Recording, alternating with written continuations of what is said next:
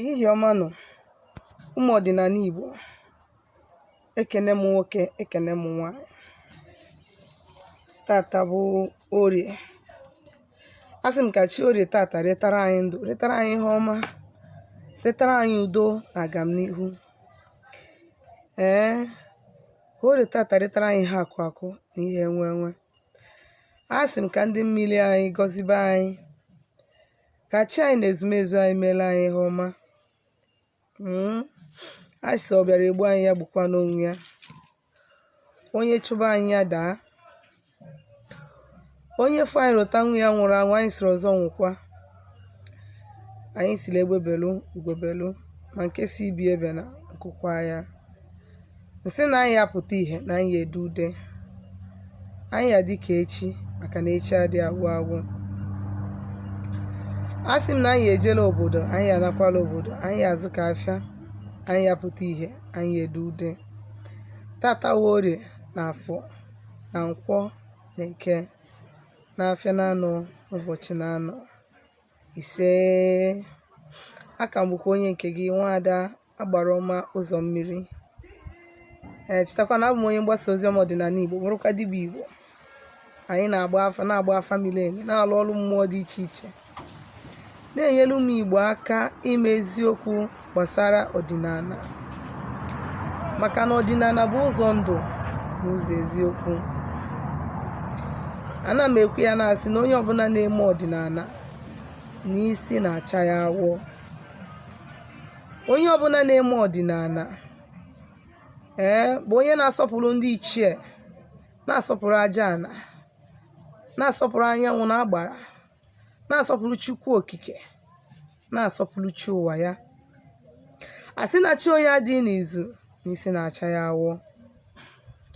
Wee jiri ohere a wee na-akpọkọ ụmụ Igbo, na-asụ ụmụ Igbo nnataba n'ọdịnala Igbo, maka na ọdịnala bụ ụzọ ndụ, ụzọ eziokwu.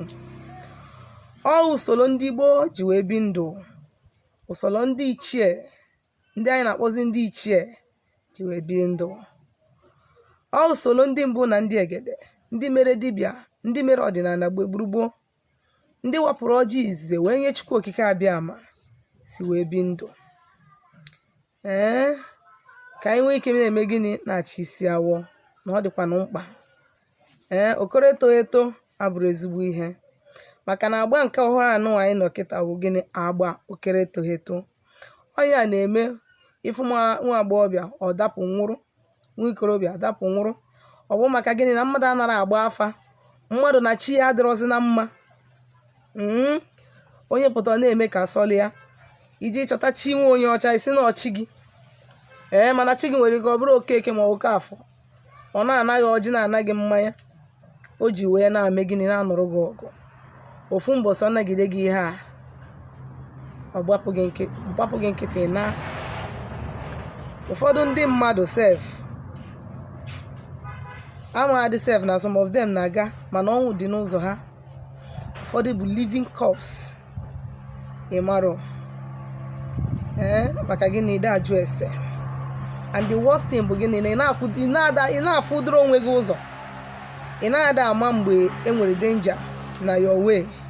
Ị na-afụkwuru onwe gị, ideje ka mmadụ fụrụ gị ụzọ. Ọ dị njọ. Na-achịta azụ.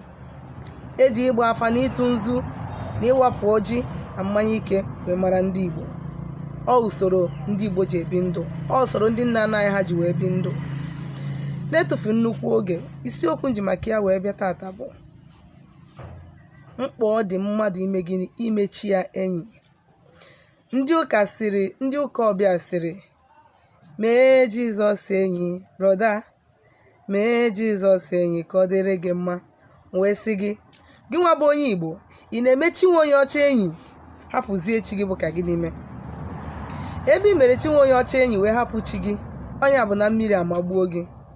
Maka na nwa onye ọcha mere ka ị malụ na Jizọs bụ chi ụwa niile, mana ọ bụrụ eziokwu. Onye ọbụla nọ n'ụwa nwe chi ya. Onye ka eji wee sị na ofu nne na-amụ mana ofu chi anara eke.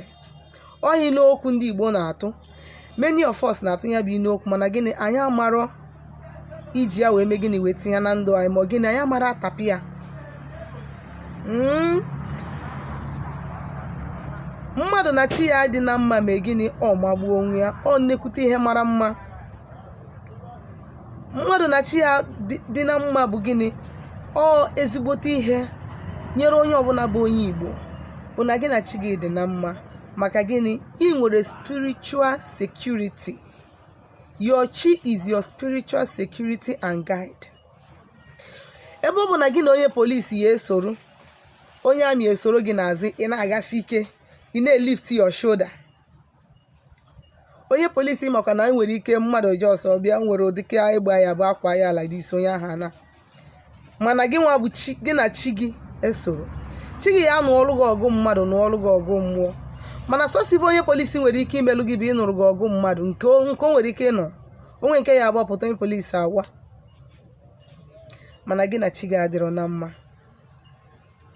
Ị na-eje na-akọpịta chi nwe onye ọcha, isi na onye a bụ chi gị, na Jizọs duga eje oduga ana, mmiri a na-ama gị, anwụ a na-acha gị,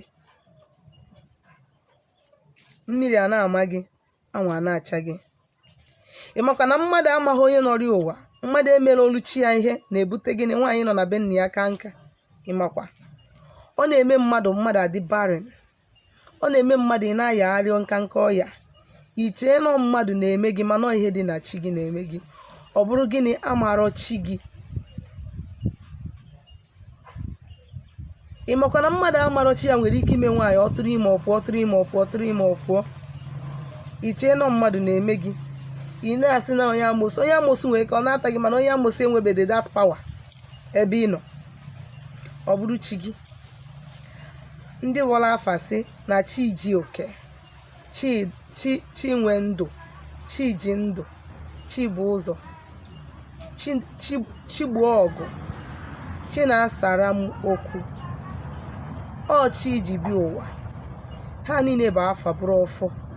Ha niile bụ ihe ọ na-emelụ gị, mana mmụọ mana mmadụ.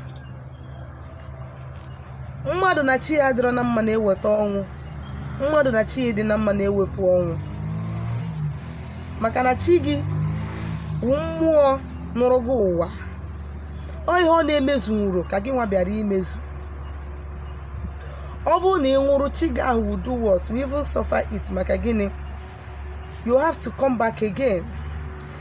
Agwara m unu si unu na ndị Igbo na-ana ụwa asaa. Onye a mere eji mmadụ na-abụ mmadụ na-ekwu ụgwọ si ụwa m ụwa asaa, ụwa m ụwa asaa. Anyị na-ekwu ya mana anyị amara ihe omine. Onye ọbụla nala ụwa nọgide ụwa n'ụwa asaa, o meziri ihe o ji maka ya wee na-abịa ụwa.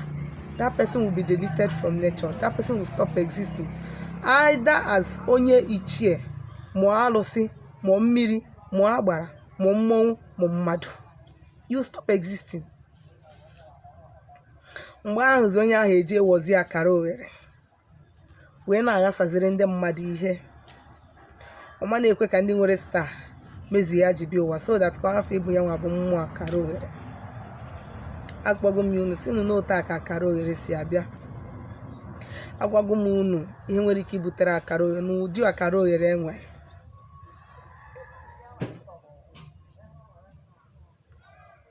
Chọọ ihu chi gị.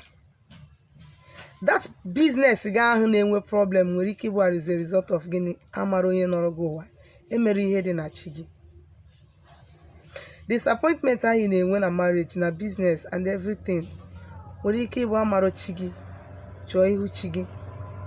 Gị na chi gị dị na mma, ka chi gị nwee ike gịnị na-eburu gị ụzọ na-ekpelu gị azụ. Maka na ọ bụrụ na ote nọ na ị na-emelụ mmadụ ihe mana onye ahụ adịghị eme gị appreciate, onye ahụ recognize ọdịnihu na-emere ihe, at a point you become fed up, you get tired. Onye kesef ị na-anya na onye ahụ bụ failure, isi ka onye ahụ chigodo m ụzọ pụọ ka m chọrọ onye ọzọ. Your chi can even sign your death. You will die or reincarnate again because in a waste mission. Yeah, you are wasting time. Don't be a disappointment to yourself and the forces with you. Ana m agwa unu si unu na mmadụ imekọ na ọdịnala na-ekwu bụ mmadụ ịchụkwa chi ya, chụkwa ndị ichie ya, chụkwa mmụọ na arụsị ya na ya na-abụ so na-achụ aja ka ụzọ na-aga. ịpụta otu were ọjị wee kpọkuo Chukwu okike, kpọkuo mmụọ gị na ha so, wapụrụ ha ọjị, tụọla mmanya ọkụ na nzu. Ị gaala onwe gị n'ọdịnala a na-ewukwa n'okwu ya bụrụ mmadụ ikechi ọgwụ fanye na windo, fanye na bed, fanye ebe nke fanye. Ọ bụrụ ya bụ ọdịnala. Ọdịnala bụ mmadụ ime gịnị? Ịma na this is my roots. Mmadụ ịmalụ na o nwere mmụọ so ya sitere n'aja ana.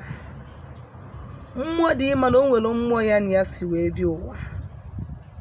Mmadụ inye libations to mmụọ ya na ya na-abụ so.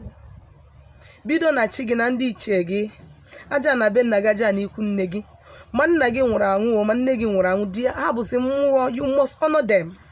Ọnya bụ na ị na-eme ọdịnala. Ọ ihe dị adị. Ọ usoro ndị Igbo ji ebi ndụ, nọta ịgwọ ọgwụ. Nya bụ ma eji gị enyi ka ọ dịrị gị mma. Sekwana ka bụ onye nke gị Nwaada gbara ọma ụzọ mmiri. Abụkwa m onye mgbasa ozi ọma ọdịnala Igbo, bụkwa dibịa Igbo. Anyị na-agbakwa n'afa agbasi afọ ike, na-enyere ụmụ Igbo aka ịmara eziokwu gbasara ọdịnala, maka na ọdịnala bụ ụzọ ndụ n'ụzọ eziokwu. Ọ bụrụ na o nwere ajụjụ ị nwere iju gbasara ihe nkụzi taa, ma ihe ndị nkụzi na mbụ, ma onye ọbụla gbasara ọdịnala Igbo, ma ọ na ị chọrọ ka a gbaalụ gị afa ma ọ lụọ ọlụ gị ọlụ mmụọ, biko dere m meseji na my WhatsApp nọmba na 07037311663. Ngwa ka emesịa.